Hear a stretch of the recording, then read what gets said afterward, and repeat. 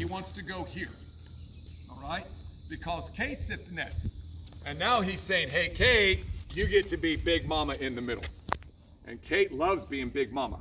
And Kate gets to come and put her left toe in Marco's water. You see? So it's the same concept. Now, I'm sitting here like this, and I'm like, if I blasted at Kate, remember that little triangle we talked about? Kate just has to stick her paddle up, and it goes right there, and Sherry's got to run and try and make a great save. So I have to go at Marco, the moving target. Now, that begs the next question. What shot should I hit at Marco? Well, most of the time, people drive the ball as hard as they can. So it doesn't have enough spin. They're hitting it from the red zone. It's going up, and even though Marco is moving, Marco knows how to hit split steps. So when Marco hits his return to the ground, he's right here, and if I blast it high, Marco goes, thank you, Rich, for the easiest volley in the world. But if I hit a drip, or I slow it down to Marco's feet, he's got to hit a split, and look what he just did, and look where Kate's standing. I'm ready. Okay? Oh, sorry, other way, because I did it to Marco, all right?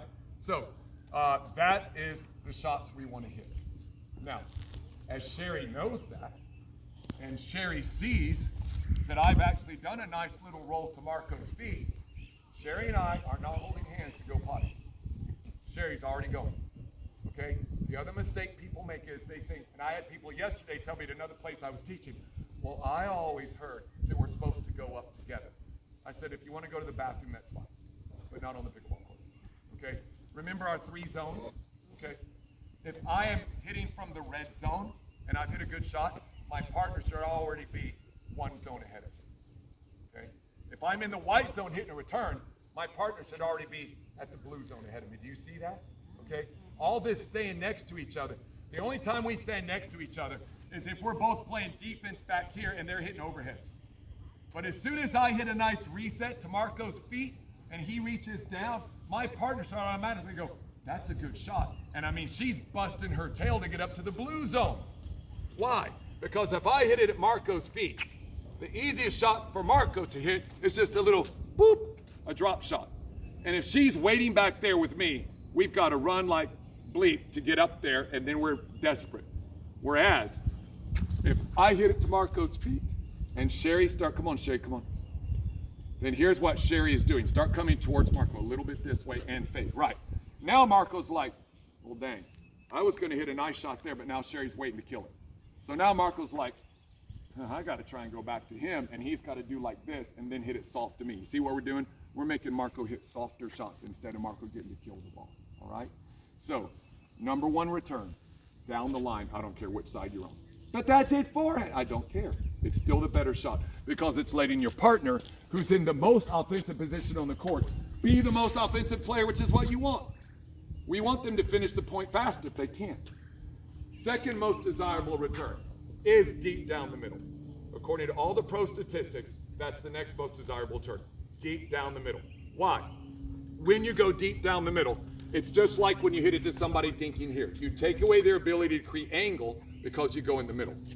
So, if I'm here and I'm looking at my partner going, wait, is it yours? And you look at me going, well, is it yours? And even we have a split second of wondering whose it is. And I'm about to hit a forehand, but I see Kate step like this with her backhand. I might just flinch and go, well, I thought you wanted it, and it'll screw up my shot. And you will do that to your opponents a lot. Oh. Now, if they're smart and they talk, and they say, now listen to me. Every return, if it's anywhere in the middle, the left side player will always, how often? Always take it. I'm just telling you, it's because it's there for, but I've got a great backhand. I don't care. It's not the right way to play.